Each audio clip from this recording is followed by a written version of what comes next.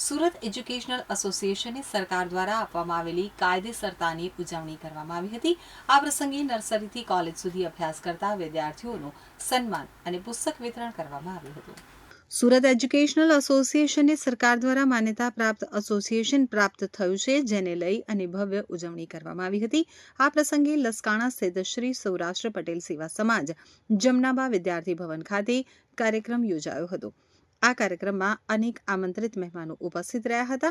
આ પ્રસંગે nursery college સુધી અભ્યાસ કરતા વિદ્યાર્થીઓનું સન્માન અને પુસ્તક વિતરણ કરવામાં આવ્યું હતું, તેમજ વિવિધ ક્ષેત્રોમાં વિશિષ્ટ સિદ્ધિ પ્રાપ્ત કરનાર સંચાલકોનું પણ સન્માન કરવામાં આવ્યું હતું।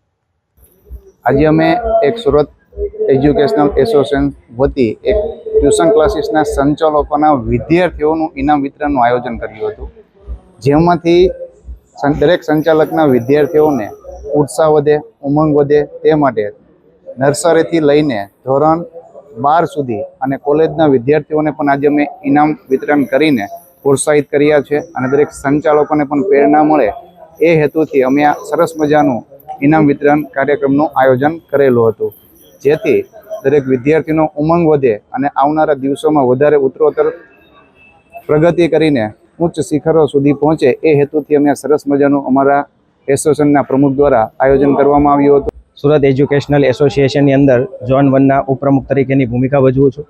આજરોજ જમનાબા વિદ્યાર્થી ભવન લસકાણા ખાતે અમારો કાર્યક્રમ છે, ત્રિવિધ કાર્યક્રમ છે।